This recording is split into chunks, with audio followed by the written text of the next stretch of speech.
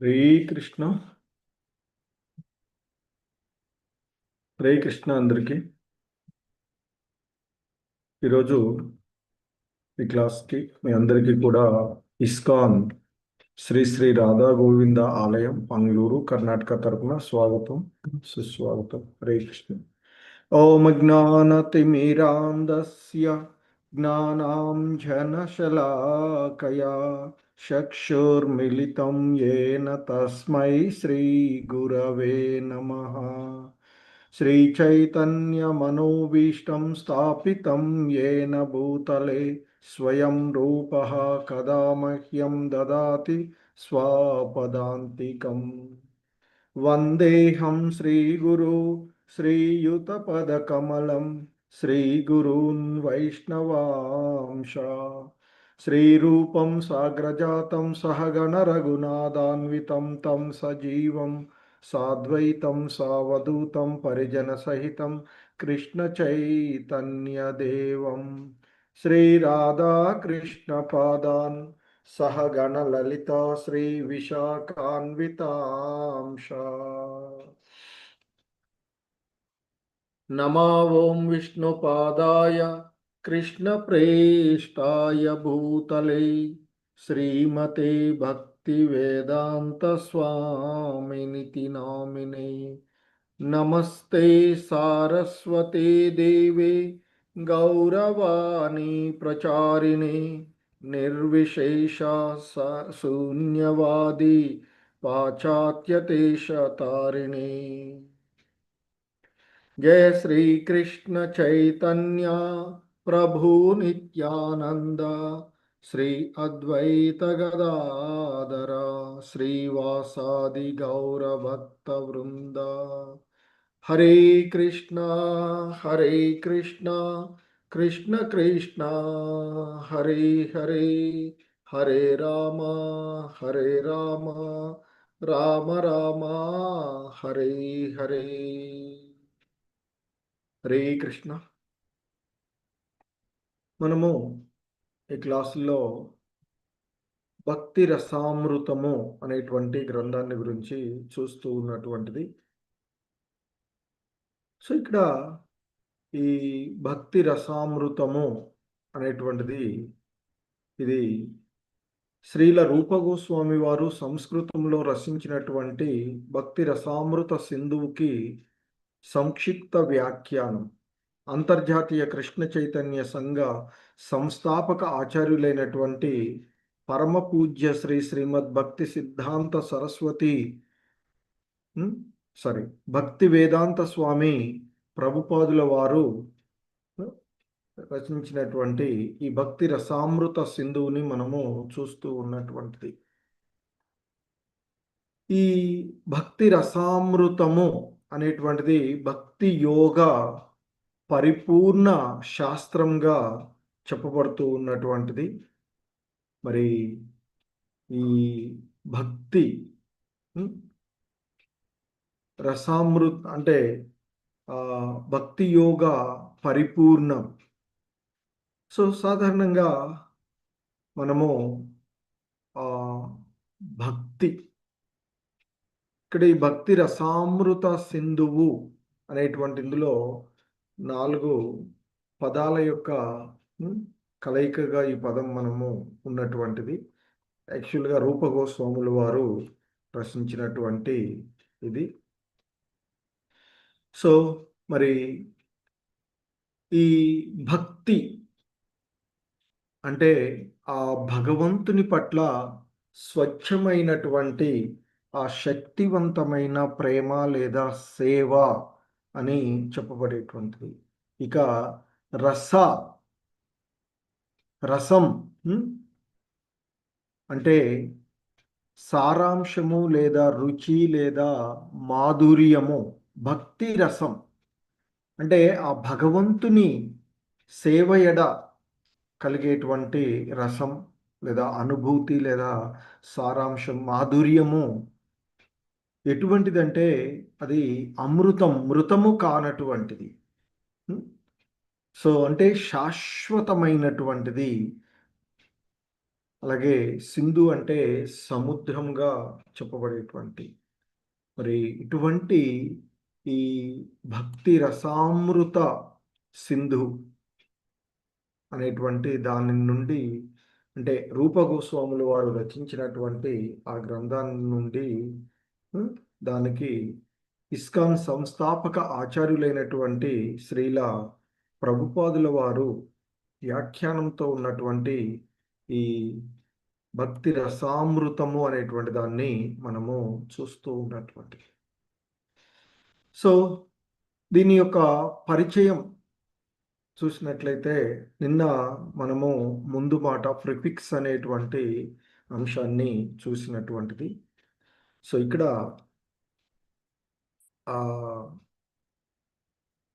దీని యొక్క పరిచయము ఈ గ్రంథానికి సంబంధించినటువంటి పరిచయం చూసినట్లయితే సో ఇక్కడ దీంట్లో ముందుగా శ్రీల ప్రభుపాదుల వారు మంగళాశాసనము అంటూ ఇక్కడ చెప్తూ ఉన్నటువంటిది. దాంట్లో ఆయన ఈ విధంగా చెప్తున్నారు. శ్రీకృష్ణ భగవానుడు దేవదేవుడు, సర్వకారణ కారకుడు, అఖిల రసామృత మూర్తి లేదా అనుబంధములు. ఆ రసములు అంటే అఖిల రస అమృతమూర్తి. ఏమిటి ఆ రసాలు అంటే ఇక్కడ చెప్తున్నారు 12 రకాలైనటువంటి రసాలు. శాంతము, దాస్యము, సఖ్యము, వాత్సల్యము, మాధుర్యము, హాస్యము, కరుణ, భయానకము, వీరము, బీభత్సము, అద్భుతము, రౌద్రము అనేటువంటి 12 రసాలు. అఖిల రసామృత మూర్తి మరి అయినటువంటి ఆ కృష్ణ భగవానుడు, శ్రీకృష్ణుడు సర్వోత్తమ ఆకర్షక మూర్తి, సర్వ ఆకర్షణుడు. కృష్ణ అంటేనే సర్వ ఆల్ అట్రాక్టివ్ కదా. సో శ్రీకృష్ణుడు సర్వోత్తమ ఆకర్షక మూర్తి అయినటువంటి ఆ కృష్ణ భగవానుడు. ఆ కృష్ణ భగవానుడు తన సార్వజనీనమైనటువంటి దివ్య లక్షణములచే తారక, పాలిక, శ్యామ, లలిత, చివరగా రాధారాణి మున్నగు గోపికలనందరినీ శ్రీకృష్ణుడు వశవర్తులను చేసుకొనును. ఆ భగవానుని అనుగ్రహము మన అందరిపై. సర్వోత్తమ ఆకర్షక మూర్తి, సర్వ జనీనమైనటువంటి తన యొక్క లక్షణాల ద్వారా అనేకమైనటువంటి ఆ గోపికలందరినీ, అందులో ముఖ్యంగా రాధారాణి వాళ్ళందరినీ కూడా తన వశం చేసుకున్నటువంటి వాడు ఆ కృష్ణ భగవానుడు. అటువంటి ఆ భగవంతుని యొక్క అనుగ్రహము మనందరిపైనను ప్రసరించి, అలాగే వారు చెప్తున్నారు శ్రీమద్ భక్తి సిద్ధాంత సరస్వతీ గోస్వామి శ్రీల ప్రభుపాదుల వారి యొక్క గురువు గారైనటువంటి వారి గురువుని స్మరిస్తూ చెప్తున్నారు మంగళాశాసనం. సో శ్రీమద్ భక్తి సిద్ధాంత సరస్వతీ గోస్వామి ప్రభుపాదుల ప్రేరణతో ఆరంభించిన ఈ భక్తి రసామృతము అనే గ్రంథం రచనా వ్యాసంగము నిర్విఘ్నముగా పరిసమాప్తి అగుగాక అంటూ మంగళాశాసనం చెప్తూ ఉన్నారు శ్రీల ప్రభుపాదుల వారు.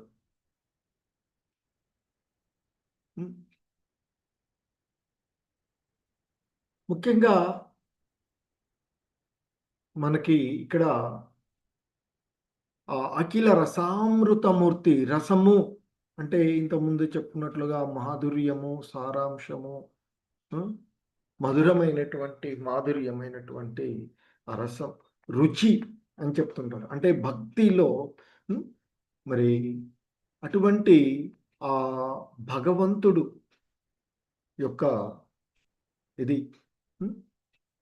సో మరి ఆ రసాలలో 12 రకాలైనటువంటి ఆ రసాలు అవి సాధారణంగా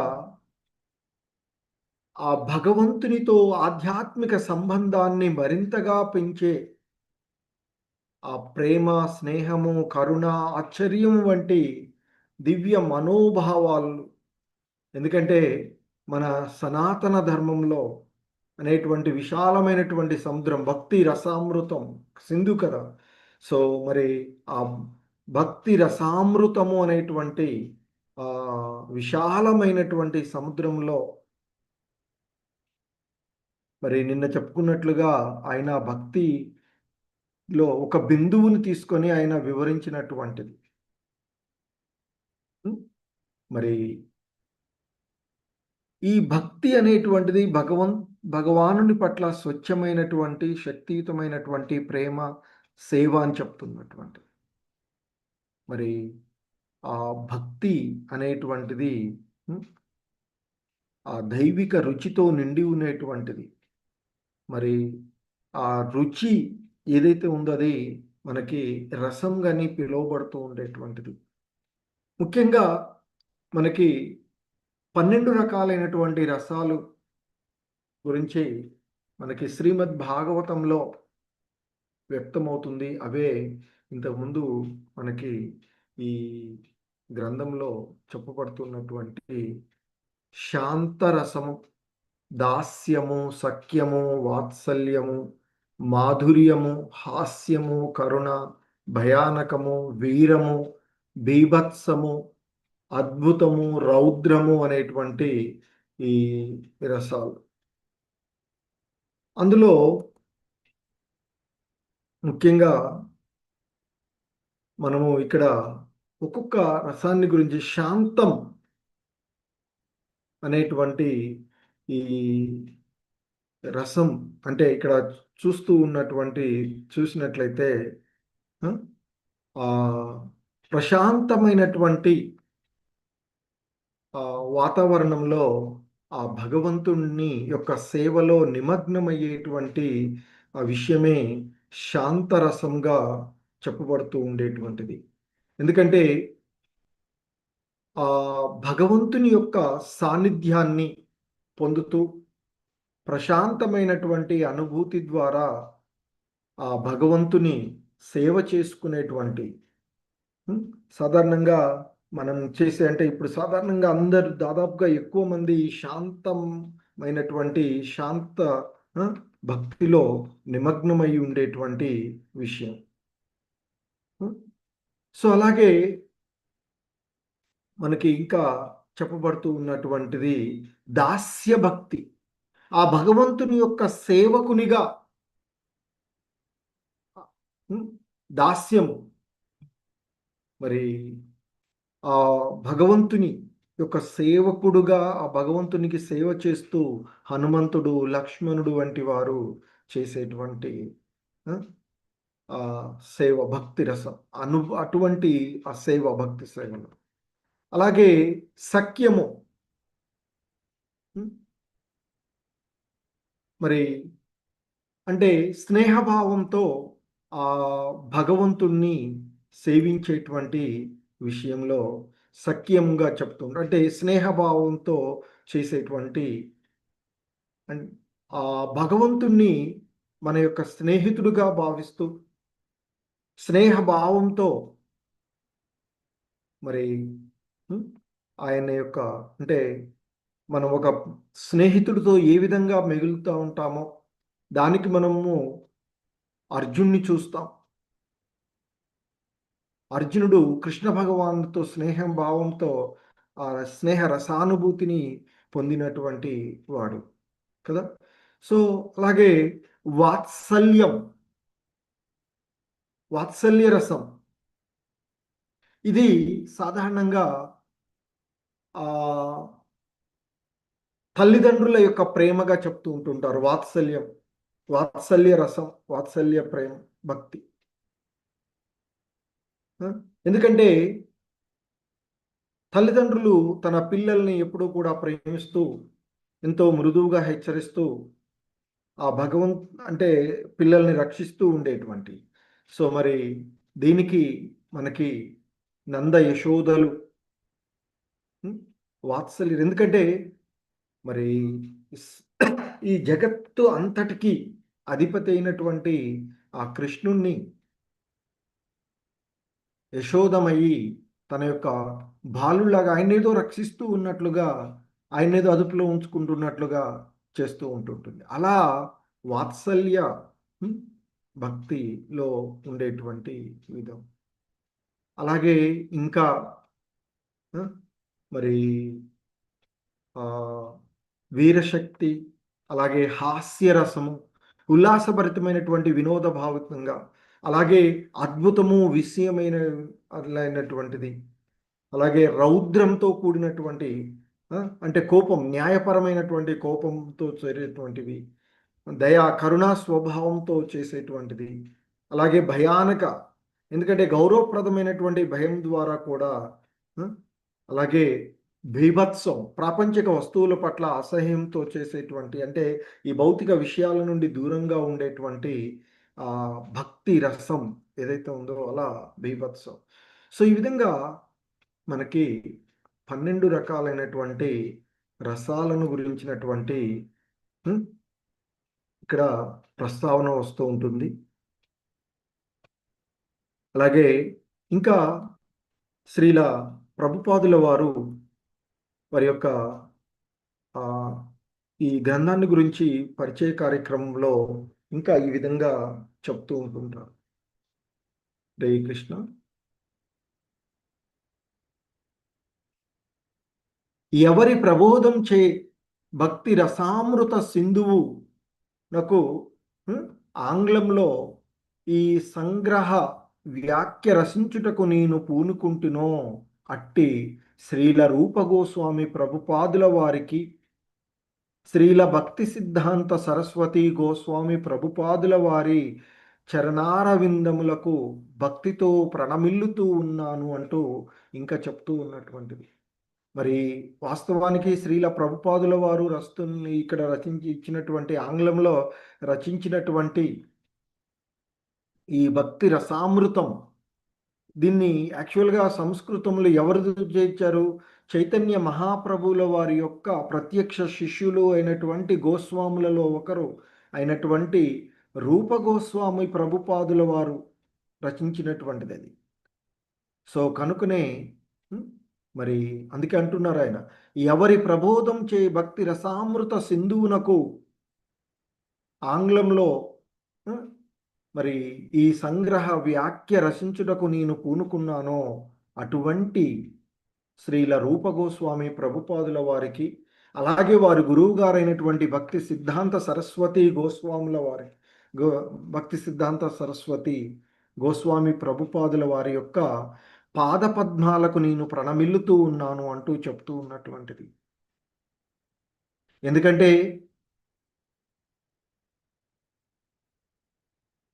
ఇదంతా కూడా ఈ భక్తి రసామృత సింధువు మరి రూపగోస్వాముల వారు ఎవరి నుండైతే విన్నారో వారే మరి సాక్షాత్తు కృష్ణ భగవానుల వారి యొక్క అవతారము ఈ కలియుగంలో దాదాపుగా 500 సంవత్సరాలకు పూర్వము, సుమారుగా 500 సంవత్సరాలకు పూర్వము బెంగాల్లో అవతరించినటువంటి చైతన్య ప్రచార ఉద్యమంను ప్రారంభించినటువంటి ఆ శ్రీ చైతన్య మహాప్రభువు వారు అనుగ్రహించినటువంటి గంభీరమైన భక్తి శాస్త్రం ఇది. ఎందుకంటే రూపగోస్వాముల వారు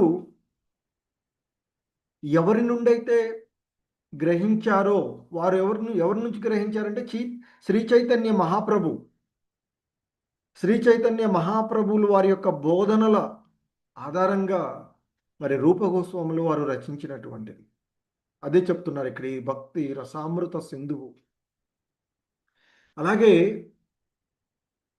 శ్రీల రూపగోస్వామి ఉద్గ్రంథ రచనను ప్రారంభించుచు తన అగ్రజనుడు, ఎందుకంటే ఇద్దరు నిన్న చెప్పుకున్నాం కదా, రూపగోస్వామి, సనాతన గోస్వామి ఇద్దరు కూడా అన్నదమ్ములు. అందుకే ఇక్కడ చెప్తున్నారు, శ్రీల రూపగోస్వామి తన ఉద్గ్రంథ రచనను ప్రారంభించుచు తన అగ్రజుడును ఆధ్యాత్మిక ఆచార్యుడగు శ్రీ సనాతన గోస్వామికి భక్తితో ప్రణామములు అర్పించి భక్తి రసామృత సింధువు ఆయనకు ప్రీతి పాత్రమగుగాక అని ప్రార్థించారట. మరియు నిరంతరము భక్తి రసామృతంలో ఓలలాడుచు శ్రీ సనాతన గోస్వామి శ్రీ శ్రీ రాధాకృష్ణుల సేవలో దివ్యానందమును అనుభవించుగాక అని కూడా ప్రార్థించను అని చెప్తున్నారు. మరి ఇంకా చెప్తూ భక్తి రసామృత సాగరంలో కలియు ముక్తి రూపమగు నదులను పట్టించుకొనకుండా తిమింగళములై విహరించు పూర్వ ఆచార్యులకందరకును నా భక్తిపూర్వక ప్రణామాలు. అంటే ఇప్పుడు ఈ వాస్తవ గ్రంథ రచయిత అయినటువంటి రూపగోస్వాముల వారికి, అలాగే వారి గురువైనటువంటి భక్తి సిద్ధాంత సరస్వతుల వారికి, మరి ఎవరి ప్రేరణ ద్వారా ఇదంతా రచించారో ఆ సాక్షాత్తు శ్రీకృష్ణ భగవానుల వారి యొక్క అవతారమైనటువంటి చైతన్య మహాప్రభులకి, అలాగే సనాతన గోస్వాముల వారికి, అలాగే మరి ఈ భక్తి విధానంలో వైష్ణవ భక్తి విధానాలలో పూర్వ ఆచార్యులందరికీ కూడా ప్రణామాలు అంటూ వారందరినీ కూడా చేస్తూ ఉన్నటువంటి. సో ఇంకా చెప్తున్నారు, నిరాకారవాదులు సముద్రంలో కలిసి దానిలో విలీనమగు నదుల వలె దేవదేవునితో ఐక్యము చెంద నారాటపడుచుందురు. మరి ఇచ్చట సముద్రము ముక్తి అనియు నదులు వివిధ ముక్తి సాధన మార్గములనియు గ్రహింపవలను. సో వివిధ నదుల ద్వారా అన్నీ కూడా వచ్చి సముద్రంలో కలిసిపోయేటువంటి. సో మరి ఆ ముక్తి అనేటువంటి సముద్రంలోనికి వివిధ రకాలైనటువంటి సాధనా మార్గాల ద్వారా, జ్ఞాన మార్గము, యోగ మార్గము, వివిధ రకాలైనటువంటి మార్గాల ద్వారా వచ్చేది. సో కనుకనే ఇంకా చెప్తున్నారు, నిరాకారవాదులు నదీ జలములలో చేరి చివరకు సముద్రములలో లీనమగుదురు. నదులలో వలనే సముద్రంలోనూ అనేక జంతువులు ఉండునని వారెరుగరు. సముద్రంలో వసించు తిమింగలములు సముద్రంలో వచ్చి చేరు నదులను గూర్చి పట్టించుకొనవు. అనగా శుద్ధ భక్తులకు వారు నిరంతరము దివ్యమైన భక్తియుత సేవలో నిమగ్నులగుచు ఒక క్రమ పద్ధతిలో సముద్రంను చేరు నదులతో పోల్చదగిన వివిధ సాధన పద్ధతులను వారు పట్టించుకొనరు అంటూ భక్తిలో పరిపూర్ణతను సాధించినటువంటి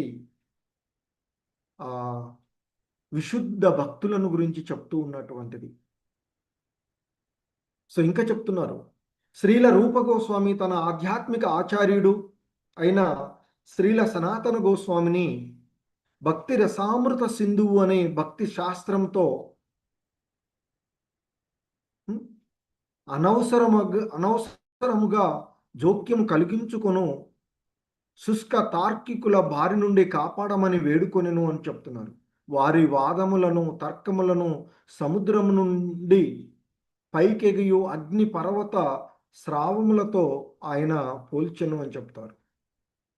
సముద్రమునకు ఈ అగ్ని పర్వత స్రావము కొంత హానిని కలిగించినను భగవత్ సేవ విరోధులై పరమ సంసిద్ధిని గూర్చి పలు సిద్ధాంతములు ప్రతిపాదించువారు ఈ భక్తి మహాసింధువును ఏమాత్రము కలువరపరచజాలరు అంటూ నిరాకారవాదులు, శూన్యవాదులు అనేటువంటి, అంటే ఆ భక్తి తత్వాలకు విభిన్నంగా ఆ రోజుల్లో ఉన్నటువంటి వివిధ రకాలైనటువంటి వారి గురించి ఇక్కడ ప్రస్తావన చేస్తూ ఉన్నటువంటిది. సో అలాగే ఇంకా చెప్తూ ఉన్నారు వాళ్ళు, భక్తి రసామృత సింధువు రచయిత శ్రీల రూపగోస్వామి అత్యంత వినయంగా తాను ఈ మహాగ్రంథమును రచించుటకు తగిన శక్తి లేనివాడనని, కృష్ణ చైతన్యమును ప్రపంచమంతటా వ్యాపింపచేయుటకు యథాశక్తి యత్నించుచుంటినని చెప్పుకున్నారు అని చెప్తున్నారు. ఎందుకంటే ఎప్పుడు కూడా భక్తులు తనను అల్పులుగానే భావిస్తూ ఉంటుంటారు. సో అందుకే వారు మరి ఈ భక్తి రసామృత సింధువు అనేటువంటి మహా గ్రంథాన్ని రచించడానికి తన శక్తి యథాశక్తి సరిపోదు అని, ఆ భగవంతుని యొక్క కృప ద్వారానే ఆ విధంగా నేను ఈ ప్రయత్నం చేస్తూ ఉన్నాను. అంటే కృష్ణ చైతన్యంను వ్యాపింప చేయు ఆ ప్రచారకులందరి వైఖరి కూడా అలాగే ఉంటుంది అంటూ చెప్తూ ఉన్నటువంటి విషయం. ఎందుకంటే విశుద్ధమైనటువంటి భక్తులు ఎప్పుడూ కూడా వారిని గొప్ప వాళ్ళుగా ఎప్పుడూ భావించరు వాళ్ళు. ఎందుకంటే మనకి చైతన్య మహాప్రభువులు వారు శిక్షాష్టకంలో చెప్తూ ఉంటుంటారు, తృణాదపి సునిచేన తరూరివ సహిష్ణున అమానిన మానదేన కీర్తనీయ సదాహరిహి అంటూ చెప్తూ ఉంటుంటారు. వైష్ణవ భక్తులు తనను తాను గడ్డిపూస కన్నా హీనంగాను, చెట్టు కంటే ఎంతో ఓర్పు కలిగినటువంటి వాళ్ళగాను భావిస్తూ చూడాలి అని చెప్తూ ఉంటుంటారు. అలాగే ఇతరులను ఇతరుల నుండి గౌరవము ఆశించకుండా ఇతరులను గౌరవించే వాళ్ళుగా భక్తులు ఉండాలి అని చెప్తూ ఉంటుంటారు. సో మరి భక్తులు అనేటువంటి వాళ్ళు ఆ విధంగానే ఉంటారు అంటూ మనకి చెప్పబడుతూ ఉన్నటువంటిది. ఎందుకంటే వైష్ణవులు కానీ భక్తులు ఎప్పుడు కూడా తామొక్క పెద్ద గొప్ప ప్రచారకులమని ఎప్పుడు విర్రవీగరాదు అంటూ చెప్తారు శ్రీల ప్రభుపాదుల వారు. ఎప్పుడు నమ్రతతోనూ ఎంతో మనని అల్పులుగాను భావించాలి. ఎందుకంటే గొప్ప ప్రచారకుడు అయినటువంటి సాక్షాత్తు మరి చైతన్య మహాప్రభువులు వారి ద్వారానే ఇవన్నీ కూడా విన్ని ఆ బోధనలన్నీ కూడా విన్నటువంటి వారు రూపగోస్వాముల వారే తనను చాలా అల్పుడుగా భావించి చెప్పుకున్నటువంటి విషయం. కనుకనే భక్తులైనటువంటి వారందరూ కూడా ఆ విధంగానే ఉంటారు అంటూ చెప్తూ ఉన్నటువంటి అంశం.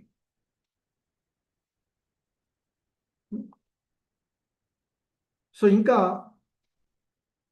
భక్తి లేదా భక్తియుత సేవను గురించి కూడా మనకి ఒక ప్రామాణికమైనటువంటి నిర్వచనం. ఎందుకంటే నిన్న కూడా మనం చెప్పుకున్నటువంటిది పూర్వ ఆచార్యుల అడుగుజాడలలో నడుచుచు చెప్పినటువంటి మరి సంక్షిప్త రూపంలో శ్రీల రూపగోస్వాముల వారి యొక్క మాటల్లో మనకి చెప్పబడినటువంటిది అన్యాభిలాషిత శూన్యం జ్ఞాన కర్మాద్యనావృతం ఆనుకూల్యేన కృష్ణానుశీలనం భక్తిరుత్తమా అంటూ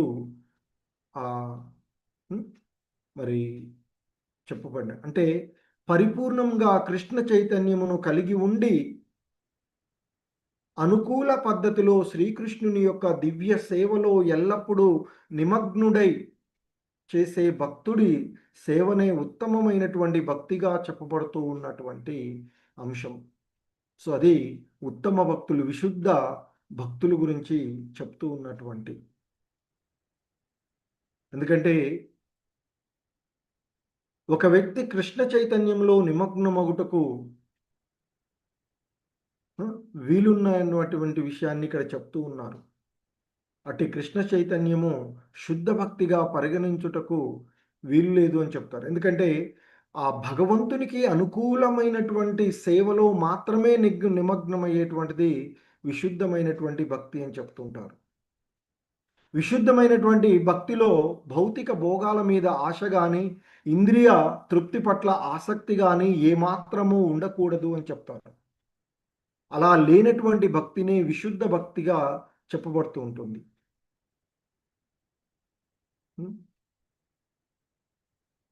మరి అటువంటి ఆశలు ఇంద్రియాల ఆసక్తులు అవి సకామ కర్మలలోనూ తాత్విక చింతనలో మాత్రమే ఉండేటువంటివి అని చెప్తుంటారు. అంతేకాని విశుద్ధ భక్తులు ఎప్పుడూ ఆ విధంగా ఉండరు అని చెప్తారు. ఎందుకంటే మనకి ఈ జగత్తులో ఎంతోమంది తాత్వికులు ఆధ్యాత్మిక సాక్షాత్కారం గురించి మాటల యొక్క గారడులతో పెద్ద పెద్ద గ్రంథాలను రచిస్తూ చెప్తూ ఉంటుంటారు. కానీ విశుద్ధ భక్తులు ఎప్పుడూ కూడా అటువంటి సకామ కర్మలను తార్కికమైనటువంటి జ్ఞాన ప్రతిపాదనలకు దూరంగా ఉంటారు అని చెప్తున్నారు. ప్రామాణికులైనటువంటి భక్తుల నుండే కృష్ణ చైతన్యాన్ని లేదా శుద్ధమైనటువంటి భక్తి సేవను అభ్యసించాలి అని చెప్పబడుతూ ఉన్నటువంటి అంశం. ఈ భక్తియుత సేవ అనేటువంటిది ఒక రకంగా సాధన ద్వారానే లభించేటువంటిది అని చెప్తుంటారు. అది కేవలము అకర్మ అంటే సేవ చేయకుండా ఉండడము కాదు. అంటే భగవత్ సంబంధంలో సేవలు చేయడము అకర్మ. అకర్మ అంటే ఏంటి? కర్మ కాకుండా అంటే ఏమి చేయకుండా నేను సన్యసించి కూర్చోవడం అనేటువంటిది కాదు అని చెప్తాను. సో కాబట్టి ఆ భక్తియుత సేవ అనేటువంటిది అకర్మ కాదు అని చెప్తారు. అకర్మను కోరుకునేటువంటి వారు మౌనంగా ధ్యానం చేయడంలోనూ ఎక్కువ కాలము గడుపుతూ ఉంటారు అని ఇక్కడ చెప్తూ ఉన్నటువంటి. సో కానీ కృష్ణ చైతన్యం ఏదైతే ఉందో అది దీనికి భిన్నమైనటువంటి పదంగా చెప్తూ ఉన్నారు. ఎందుకంటే ఆధ్యాత్మిక జీవన సాధన కోసము మరియు నిరంతర భక్తియుత సేవలో నిమగ్నమయ్యేటువంటి వాళ్ళంతా కూడా ఎల్లప్పుడూ కర్మలు చేయుచునే ఉండవలెను. అంటే ఆ భగవంతుని యొక్క సేవ భక్తియుతమైనటువంటి సేవ చేస్తూనే ఉండాలి అని చెప్తూ ఉన్నటువంటి. మరి అలా చేసేటువంటి కర్మలు దేహంతో కావచ్చు, మానసికంగా కావచ్చు, ఆలోచన, అనుభూతి, సంకల్పము మొదలైనటువంటి విధంగా ఉంటాయి అని చెప్తూ ఉంటారు. మనం ఏదైనా ఒకటి సంకల్పించుకున్నట్లయితే ఈ స్థూల దేహంతో కర్మ చేయబడుతూ ఉంటుంటుంది. అలాగే మన యొక్క మానసిక కర్మలలో నిరంతరము శ్రీకృష్ణుని గురించే ఆలోచించుతూ ఆయనకి ప్రీతిని చేకూర్చుట కొరకే నిరంతరము ఆలోచించడానికి మరి మనకు ఆ పూర్వ ఆచార్యులను, మన ఆధ్యాత్మిక ఆచార్యులను వారంతా నిర్దేశించినటువంటి మార్గంలోనే మనము ప్రయత్నిస్తూ ఉండాలి అని చెప్పబడుతూ ఉన్నటువంటి అంశము. అలాగే కృష్ణ చైతన్యంలో ఉండేటువంటి భక్తులు మరి తన యొక్క వాక్కులను, తన యొక్క మాటలను ఆ భగవంతుని యొక్క లీలలను వర్ణించడంలోనే వినియోగించుకోవాలి అని చెప్తుంటుంటారు. దానినే కీర్తనము అని చెప్పేటువంటిది. సో దీనికి మనకి సుఖదేవ గోస్వాముల వారు నిరంతరము ఆ భగవంతుని యొక్క లీలలు తన వ్యాసుల వారు రచించినటువంటి భాగవతాన్ని వారి ద్వారా విన్నటువంటి దాన్ని ఆయన పరీక్షిత్ మహారాజుకి చెప్పినటువంటి విషయం కదా. సో ఆ విధంగా మరి కృష్ణ చైతన్యంలో ఉన్నటువంటి భక్తుడు ఎల్లప్పుడూ కూడా తన మనసులో శ్రీకృష్ణుడి యొక్క లీలలను అవి కురుక్షేత్ర రణరంగంలో శ్రీకృష్ణుడు చేసినటువంటివి కానీ లేదా బృందావనంలో తన భక్తులతో కలిసి చేసినటువంటి లీలలను స్మరిస్తూ ఉండాలి అని చెప్తూ ఉంటుంటారు. సో మనకు అందుకే ఆ బృందావనాన్ని గురించి అంతకుముందు మనం భక్తి ఇది నెక్టర్ ఆఫ్ ఇన్స్ట్రక్ట్ ఉపదేశ అమృతంలో చూస్తాం. సో భక్తుడు అనేటువంటి వాడు ఎల్లప్పుడూ నిరంతరము శ్రీకృష్ణుని లీలలను గురించి ఆలోచించుటలోనే నిమగ్నమై ఉండాలి అని చెప్తూ ఉంటుంటారు. సో ఆ విధంగా మన యొక్క దేహ కర్మల ద్వారా కూడా భక్తియుత సేవలు ఆ భగవంతునికి సేవలు చేసేటువంటి విధంగా విశుద్ధమైనటువంటి భక్తుడు శ్రీకృష్ణుడితో తన గల అనుబంధం ఆ ప్రేమతో చేయాలి అని చెప్తూ ఉంటుంటారు. అలాగే మనకి ఈ కృష్ణ చైతన్యంలో గురు శిష్య పరంపరలో శ్రీకృష్ణుడికి సాక్షాత్తు ప్రతినిధి అయినటువంటి ఆ ఆధ్యాత్మిక ఆచార్యుని యొక్క ఆదేశాలతో ఆ భగవంతునితో సంబంధాన్ని ఏర్పరచుకొని, ఎందుకంటే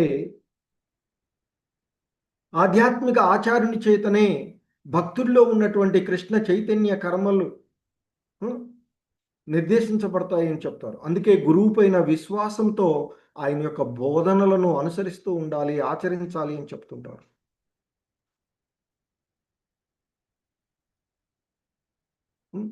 సో ఆ విధంగా మరి ఆ గురువు శిష్యులకు మధ్య ఉండే అనుబంధంను దీక్ష ఇవ్వడం అని చెప్తున్నారు ఇక్కడ శ్రీల ప్రభుపాదుల వారు. ఆధ్యాత్మిక ఆచార్యుడు మంత్రదీక్ష ఇచ్చిన రోజు మొదలుకొని ఆ భక్తుడికి ఆ భగవంతుడితో అనుబంధం ఏర్పడుతుంది. సో అందుకే ఇక్కడ శ్రీల ప్రభుపాదులు వారు చెప్తున్నారు, ప్రామాణికుడైన ఆధ్యాత్మిక ఆచార్యుడు దీక్ష ఇయ్యకున్నచో కృష్ణ చైతన్యంతో వాస్తవంగా అనుబంధం ఏర్పడదు అంటూ చెప్తూ ఉంటుంటారు.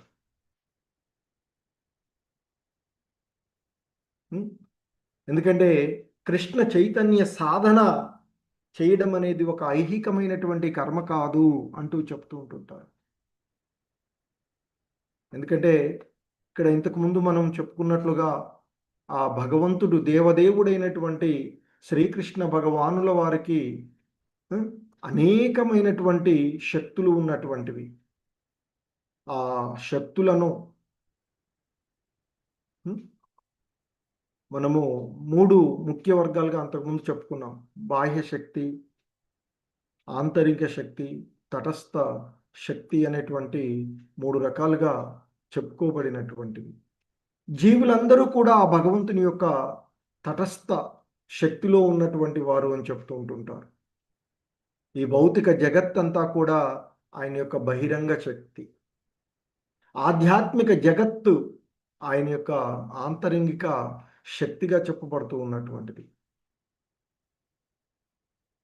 సో ఇంకా పూర్వ ఆచార్యులైనటువంటి శ్రీ కృష్ణదాస కవిరాజ గోస్వామి గారు రచించినటువంటి శ్రీ చైతన్య చరితామృతంలో ఉన్నటువంటి ఒక అంశాన్ని ఇక్కడ శ్రీల ప్రభుపాదుల వారు ప్రస్తావిస్తూ ఉంటారు. ఏంటంటే, అదృష్టవంతుడైన జీవి శ్రీకృష్ణుని అనుగ్రహం చేతనే ఒక ప్రామాణికమైన ఆధ్యాత్మిక ఆచార్యుణ్ణి కలుసుకొనగలడు అని శ్రీ చైతన్య మహాప్రభువులు వారు చెప్పినటువంటి విషయాన్ని ఇక్కడ గుర్తు చేస్తూ ఉన్నారు. ఎందుకంటే ఒక వ్యక్తి యొక్క ఆధ్యాత్మికమైనటువంటి జీవన విధానము, ఆసక్తి, అంటే ఆధ్యాత్మిక జీవితం పట్ల ఆసక్తి, ఇవన్నీ కూడా ఒక ప్రామాణికమైనటువంటి ఆధ్యాత్మిక ఆచార్యునితో పరిచయం కలిగించేటువంటి తెలివిని కూడా శ్రీకృష్ణుడే అనుగ్రహిస్తారు అని చెప్తూ ఉంటుంటారు. ఎందుకంటే భగవద్గీతలో మనకి 10వ అధ్యాయంలో చెప్తారు, చతుశ్లోకే భగవద్గీతలో చెప్తారు ఒక శ్లోకంలో, నా యొక్క భక్తుల హృదయంలో ఉండి వారి ఆ యొక్క భక్తియుత సేవలో నిమగ్నమైనటువంటి వారి ఆయన యొక్క లీలలను గురించి తెలుసుకున్నటువంటి వారికి అజ్ఞాన అంధకారాన్ని తొలగించి జ్ఞానజ్యోతిని వెలిగిస్తాను నేను అని చెప్తారు. ఆ విధమైనటువంటి తెలివిని కూడా ఆ భగవంతుడే కలిగిస్తే ఆ ప్రామాణికమైనటువంటి ఆచార్యుడి అనుగ్రహం వలన ఆ వ్యక్తి కృష్ణ చైతన్య మార్గంలో పురోగమిస్తారు అని చెప్తుంటారు. అంటే కృష్ణ చైతన్యంలో పురోగమించడానికి మనకి ఆధ్యాత్మిక ఆచార్యుని యొక్క ప్రాముఖ్యతను ఇక్కడ చెప్తూ ఉన్నటువంటిది. మరి కృష్ణ చైతన్య మార్గం పూర్తిగా ఆంతరింగిక శక్తి యొక్క అనగా అంటే శ్రీకృష్ణుడి యొక్క ఆధ్యాత్మిక ఆచార్యుని యొక్క ఆధీనంలో ఉండును అని చెప్తారు. ఇది ఈ భౌతిక జగత్తుతో ఎట్టి ప్రమేయం లేదు అని చెప్తారు. ఎందుకంటే ఎప్పుడైతే ఆ ఆధ్యాత్మికమైనటువంటి శక్తి, భగవంతుని యొక్క ఆధ్యాత్మిక శక్తి వెలుతురు వస్తే చీకటి ఇంకా ఉండే అవకాశమే ఉండదు. సో ఆ విధంగా మరి ఆ కృష్ణుడు ఆయన యొక్క కృష్ణుడే దేవదేవుడని, ఆయన యొక్క అవతారాలు ఉన్నటువంటి ఆ భగవంతుని యొక్క అవతారాలు, ఆయన అనేకమైనటువంటి అవతారాలు దాలుస్తాడు. సో అలా ఆ బలదేవుడు గాను, సంకర్షణుడు గాను, వాసుదేవుడు గాను, అనిరుద్ధుడు గాను, ప్రద్యుమ్నుడు గాను, రాముడు గాను, నరసింహుడు గాను, అసంఖ్యాకమైనటువంటి అవతారాలు ఆ భగవంతుడు దేవదేవుడైనటువంటి శ్రీకృష్ణుడివే అని చెప్తున్నట్టు.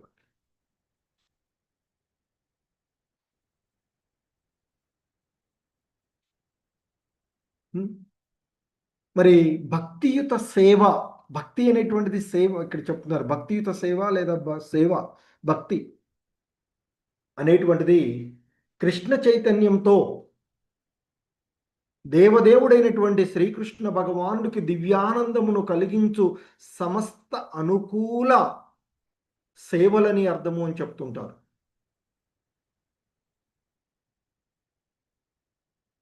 మరి ఆ భగవంతుని దివ్యానందానికి వ్యతిరేకంగా ఉండే కర్మ ఏది కూడా భగవత్ సేవగా అంగీకరింపబడదు.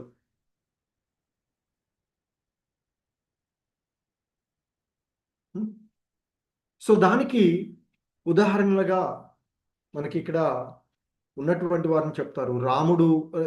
రావణుడు, కంసుడు, హిరణ్యకశిపుడు మొదలైనటువంటి దానవులు నిరంతరము శ్రీకృష్ణుడి గురించే తలపోస్తూ ఉంటుంటారు. కానీ వారు శత్రువుగా ఆయన్ని స్మరించినటువంటిది. అటువంటి స్మరణ ఏదైతే ఉందో అది భక్తి లేదా కృష్ణ చైతన్యంగా చెప్పడానికి వీలు లేదు అని చెప్తూ ఉంటారు.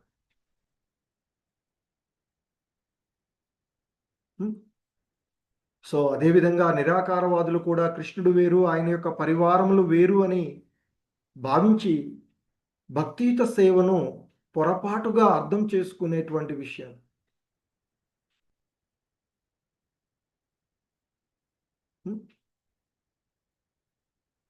సో ఆ విధంగా వారు ఆ భగవంతునికి ఏ విధంగా మనము, ఎందుకంటే ఇక్కడ ఉదాహరణకి భగవద్గీత కురుక్షేత్ర రణరంగంలో ఉపదేశింపబడినప్పటికీ కూడా శ్రీకృష్ణుడే ముఖ్యము గాని కురుక్షేత్ర రణరంగము ఆరాధింపదగినది కాదు అని నిరాకారవాదులు వాదిస్తూ ఉండేటువంటిది.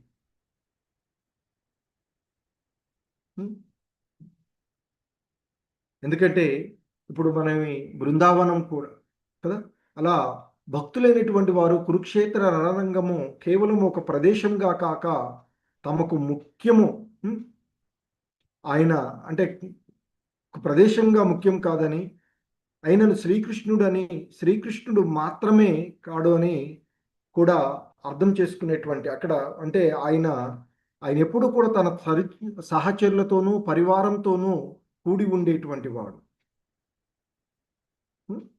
సో కాబట్టి ఆయనకు సంబంధించినటువంటి ప్రతిదీ కూడా మన భక్తులకు ముఖ్యమే అవుతూ ఉంటుంటుంది.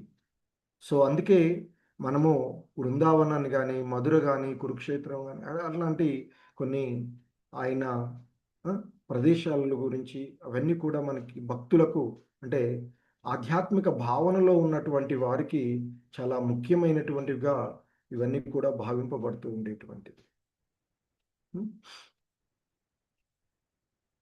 సో అలా భక్తి రసామృత సింధువులో శ్రీల రూపగోస్వాములు వారు శుద్ధ భక్తుని ఉమ్, ఆయన సంగ్రహంగా నిర్వహించినటువంటి ఇది అన్యాభిలాషిత శూన్యము.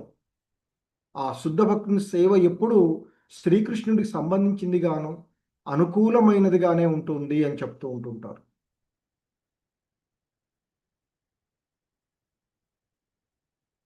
ఎందుకంటే అటువంటి భక్తులు శ్రీకృష్ణుడే సర్వస్వము, ఆయనే అన్నిటికీ కారణము అనేటువంటి ఒక భావనలో నిరంతరము ఆయన యొక్క భక్తియుతమైనటువంటి సేవలో నిమగ్నులైతూ ఉంటుంటారని చెప్తారు.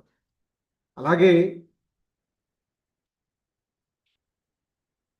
ఆ నారద పంచరాత్రంలో ఉన్నటువంటి మరొక అంశాన్ని కూడా భక్తికి రూపగోస్వాముల వారు నిర్వచించినటువంటి అంశాన్ని కూడా ఇక్కడ చెప్తూ ఉంటుంటారు. భక్తుడు భౌతిక ఉపాధులన్నింటికీ దూరంగా ఉండాలి. కృష్ణ చైతన్యము ద్వారా ఆ భవ కాలుష్యమును తొలగించుకొనవలెను. ఇంద్రియములకు అధినేత అగువాని యొక్క సేవలో ఇంద్రియాలను ఉపయోగించుచు అతడు తన శుద్ధమైన నిజ స్వరూపమును తిరిగి పొందవలెను. అందువలన మన ఇంద్రియములు తమ అధినేత సేవలో వినియోగించుకోవడమే భక్తి అని గ్రహించవచ్చును అని చెప్తూ ఉంటుంటారు. అంటే మనకున్నటువంటి మన యొక్క ఇంద్రియాలు అన్నింటినీ కూడా ఆ భగవంతుని యొక్క సేవలో, మన కళ్ళు చూడడానికి ఆ భగవంతుని యొక్క శ్యామసుందర రూపాన్ని చూడడానికి, మన చెవులను ఆ భగవంతుని యొక్క దివ్య లీలలను వినడానికి, మన నాలుకను ఆ భగవంతుని యొక్క లీలలను కీర్తించడానికి, మన చేతులు ఆ భగవంతునికి సేవ విగ్రహాలకు సేవలు చేయడానికి, మన కాళ్ళను ఆయన యొక్క తీర్థ ప్రదేశాలు ఆయన ఉచ్చిపోయినటువంటి ప్రదేశాలకు చేరుకోవడానికి, అలా అన్నింటినీ కూడా మరి కృష్ణ చైతన్యంలో వినియోగించుకోవాలి అని చెప్పబడుతూ ఉన్నటువంటి అంశంగా చూడాలి. సో ఆ విధంగా భక్తుడు నిరంతరము తన ఇంద్రియాలను శారీరక అవసరాలను తీర్చుకోవడంలోనే నిమగ్నమై ఉండకుండా ఆ భగవంతుని ఆదేశములను నిర్వర్తించడంలో నిమగ్నమైనప్పుడు మనం చేసేటువంటి ప్రతి పని కూడా భక్తి అవుతుంది అని చెప్తారు. అంటే మనం చేసేటువంటి ప్రతి దానిలో అది కృష్ణ సంబంధంలో చూడగలిగినప్పుడే అది భక్తి అవుతుంది అని చెప్తూ ఉంటుంటారు. సో ఆ విధంగా భక్తి అనేటువంటి విషయాన్ని గురించి మనకి ఈ పరిచయ కార్యక్రమంలో చెప్పబడినటువంటిది. హరే కృష్ణ. జగద్గురు శ్రీల ప్రభుపాద్ కీ జై. సో ఈ విధంగా పరిచయ కార్యక్రమము. సో రేపటి నుంచి వాస్తవానికి ఆ మొదటి విభాగంలో ఉన్నటువంటి ఒక్కొక్క అధ్యాయాన్ని చూసుకుంటూ వెళ్దాము. హరే కృష్ణ. హరే కృష్ణ ప్రభుజీ. ప్రభుజీ వీళ్ళు ఏంటి లెవెల్ 4 లింక్ పెట్టమంటున్నారు. అంటే సైమల్టేనియస్ గా 2 అవుతాయా ప్రభుజీ? నాకు అర్థం కాలేదు.